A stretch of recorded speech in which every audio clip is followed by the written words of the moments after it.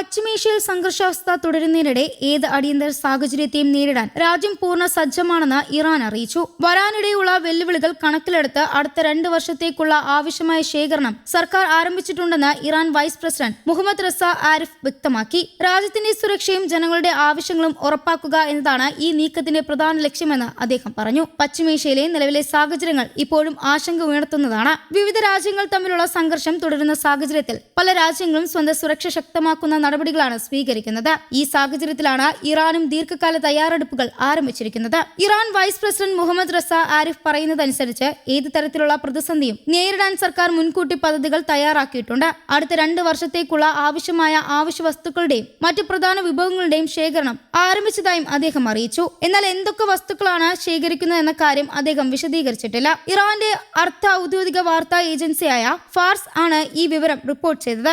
ദേശീയ സുരക്ഷയും ജനങ്ങളുടെ ദൈനംദിന ആവശ്യങ്ങളും കണക്കിലെടുത്താണ് സർക്കാർ ഈ പദ്ധതി നടപ്പാക്കുന്നതെന്ന് റിപ്പോർട്ടിൽ പറയുന്നു. പ്രതിസന്ധി ഉണ്ടായാൽ രാജ്യത്തിനുള്ളിൽ ആവശ്യമായ സാധനങ്ങൾക്ക് കുറവുണ്ടാകാതിരിക്കാനാണ് ഈ മുൻകരുതൽ. ജനങ്ങളുടെ സുരക്ഷയ്ക്കാണ് സർക്കാരിന്റെ ഏറ്റവും വലിയ ഉത്തരവാദിത്തമെന്ന് മുഹമ്മദ് റസ ആരിഫ് വ്യക്തമാക്കി. ഏതൊരു വെല്ലുവിളിയും നേരിടാൻ രാജ്യം തയ്യാറായിരിക്കണം. അതിനായുള്ള എല്ലാ നടപടികളും ഇപ്പോൾ തന്നെ സ്വീകരിക്കുന്നുണ്ടെന്നും അദ്ദേഹം പറഞ്ഞു. പ്രതിസന്ധി ഇപ്പോൾ ഉണ്ടാകുമെന്ന് മുൻകൂട്ടി പറയാൻ കഴിയില്ല.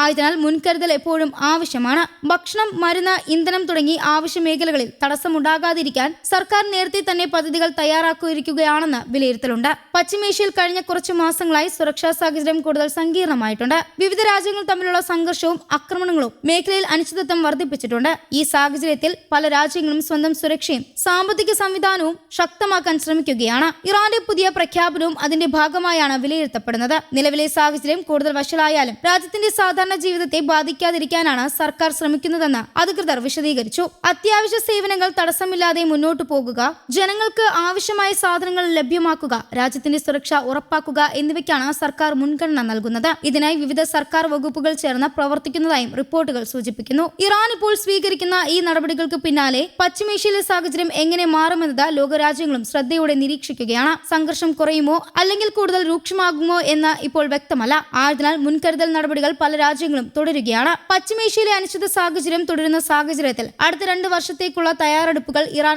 ആരംഭിച്ചതായി സർക്കാർ വ്യക്തമാക്കിയിട്ടുണ്ട്. ജനങ്ങളുടെ സുരക്ഷയും രാജ്യത്തിന്റെ സ്ഥിരതയും ഉറപ്പാക്കുക എന്നതാണ് ഈ നീക്കത്തിന്റെ പ്രധാന ലക്ഷ്യം. നിലവിലെ സാഹചര്യങ്ങൾ മാറുന്നതനുസരിച്ച് കൂടുതൽ വിവരങ്ങളും തീരുമാനങ്ങളും പുറത്തുവരാനാണ് സാധ്യത. അതുവരെ പശ്ചിമേഷ്യയിലെ സംഭവ വികാസങ്ങൾ ലോകത്തിന്റെ ശ്രദ്ധയിൽ തുടരും. News desk Kerala Kaumudi.